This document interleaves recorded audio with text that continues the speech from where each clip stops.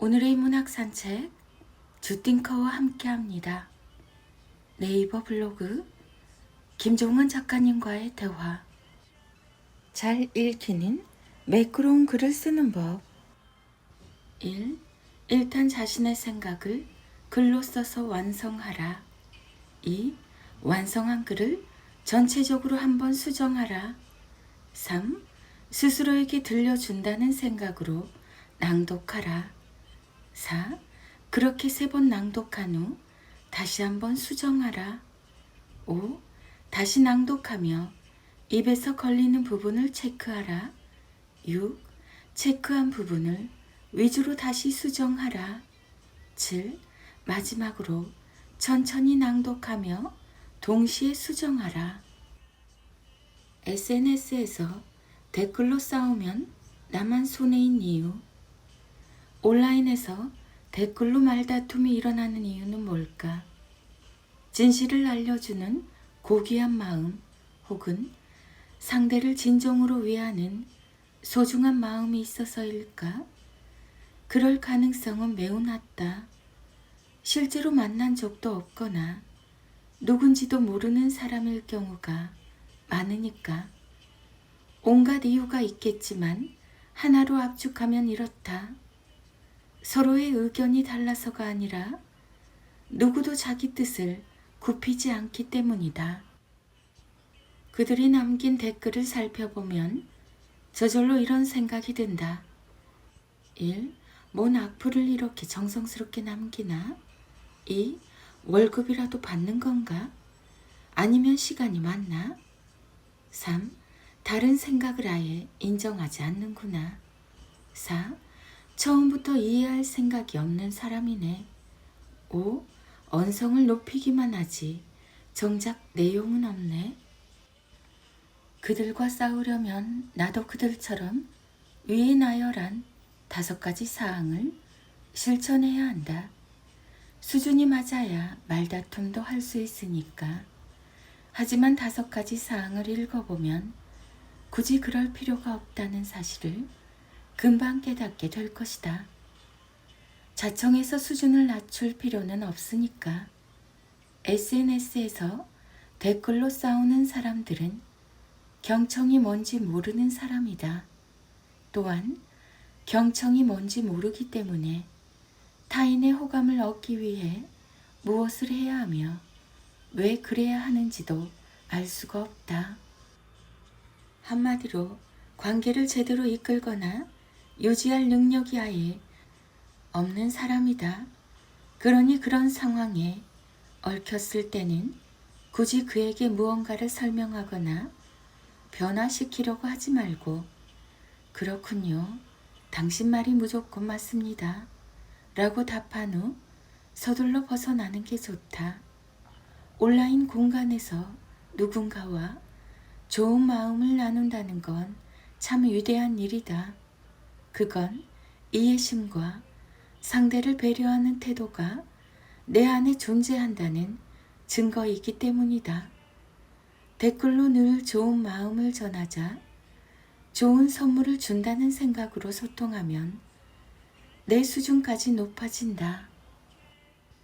늘 행운만 가득한 인생을 살게 해주는 말 처방. 1. 일찍 일어나면 좋은 일이 더 많이 생기지. 2. 내가 결심하면 뭐든 가능해질 거야. 3. 내게 불경기는 없어. 다르게 시작해보자. 4. 행운이 오지 않으면 내가 찾아가는 거야. 5. 웃으며 잠들면 내일 좋은 소식이 가득할 거야. 6. 오늘 하루의 제목은 행운이라고 정하자. 7. 나는 나라서 다르고 그래서 특별해. 김종원 작가님의 기적의 필사법. 게임 아이템 현질한 아들에게 오히려 고맙다고 하는 아버지. 친한 형님과 식사를 하는 중이었다. 그때 형의 아들에게 전화가 왔다. 전화 온 아들과 얘기를 좀 하다 그 형은 웃으며 그래요. 말해줘서 고마워요. 라고 하며 전화를 끊었다. 아들에게 존댓말을 하는 게 신기해서 형 무슨 일이에요? 라고 물었다. 그러자 형이 웃으며 5,900원짜리 게임 아이템 하나 사도 되냐고 전화 왔네? 라고 말했다. 조금 우아했다. 보통 게임 아이템을 산다고 하면 게임하는 것도 마음에 안 드는데 쓸데없는 돈까지 써야겠어라며 다그치는 게 일반적인 부모라고 생각했으니까. 그런 내 눈빛을 읽었는지 그 형이 이렇게 얘기했다. 그래도 거짓말 안 하고 이렇게 얘기해 주는 게 얼마나 고맙냐. 그리고 나는 집에 가서 꼭 물어봐. 5,900원 아이템 사서 어떤 게 좋았어요? 사기 전이랑 후가 뭐가 달랐어요? 그럼 애가 신나서 막 얘기를 해. 그렇게 되면 또 애들이 어떤 생각을 하는지, 어떤 문화를 갖고 있는지 들을 수 있고 대화도 많이 할 수 있잖아. 얼마나 좋아. 쓸데없는 게 어디 있냐. 쓸데없다고 생각하니까 쓸데가 없는 거지. 그 말을 듣고 많은 생각이 들었다. 나도 은연중에 내가 살아온 세월을 토대로 누군가를 쉽게 판단하지는 않았나 라는 생각. 다양성은 상대방을 존중하는 언어에서 비롯된다. 내가 먼저 상대방을 존중해주고 배려하면 상대방도 나에게 마음을 열고 다가온다. 때로 우리는 우리가 갖고 있는 고정관념으로 우리도 모르게 상대방에게 상처를 줄 때가 있습니다. 또 우리도 누군가의 고정관념에 상처를 받고 아파할 때가 있죠. 이런 고정관념들은 대개 삶의 정답이 있다고 믿는 잘못된 믿음에서 나오는데요. 삶은 사칙 연산이 아니에요. 덧셈, 곱셈처럼 명확한 답이 없습니다. 그렇기에 상대방의 가벼운 언어에 결코 상처받지 말고 좌절하지 마세요. 여러분은 그 누구보다 소중한 사람이고 또 그렇기에 누구보다 멋지고 행복한 인생을 살아갈 테니까요. 여러분의 사용하는 언어와 듣는 언어를 가꾸고 당신의 삶을 가꿔보세요. 책, 내 언어의 한계는 내 세계의 한계이다. 내용 일부입니다. 인생을 누구보다 열심히 살고 계신 여러분에게 반드시 이루고 싶은 삶의 목표가 있다면, 언어의 중요성을 깨닫고 인생을 잘 살고 싶다면 이 책은 당신에게 분명 큰 도움이 될 것입니다.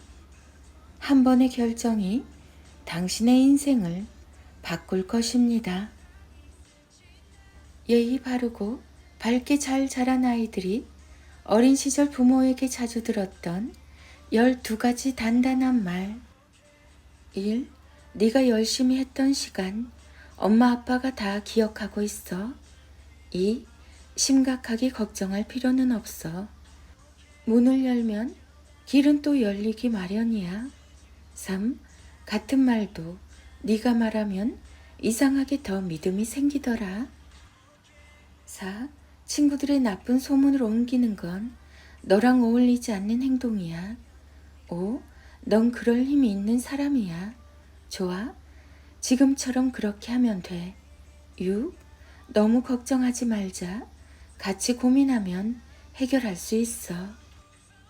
7. 스스로를 믿고 남과 비교하지 않으면 더 근사한 내일을 만날 수 있단다. 8. 상대방 말을 함부로 끊는 건 그 사람을 무시하는 거니까 조심하자. 9. 불안한 마음을 안고 보낸 시간은 너에게 좋은 경험이 될 거야. 10. 함부로 상대방을 평가하지 않는다면 네가 몰랐던 부분까지 배울 수 있지. 11. 집중하는 네 모습이 멋져서 나도 모르게 따라서 집중하게 돼. 12. 가끔 우울할 때도 있을 거야. 그럴 땐 우리가 곁에 있다는 사실을 기억하렴. 아이가 일상에서 어떤 문제로 고민하거나 혹은 무언가를 실수하거나 성장의 문 앞에서 방황하고 있을 때 부모의 말은 매우 큰 영향을 미칩니다. 이때 중요한 건 바로 부모 스스로 이 사실을 자각해야 한다는 것입니다. 부모의 현재 언어 수준이 아이의 인생 수준을 결정한다. 아이를 키우는 건 결국 부모의 언어입니다. 예의 바르고 밝게 잘 자란 아이들이 어린 시절 부모에게 자주 들었던 12가지 단단한 말을 소개하는 이유도 바로 거기에 있습니다. 부모 내면에 없는 말이기 때문에 자꾸 접해서 익숙해져야 합니다.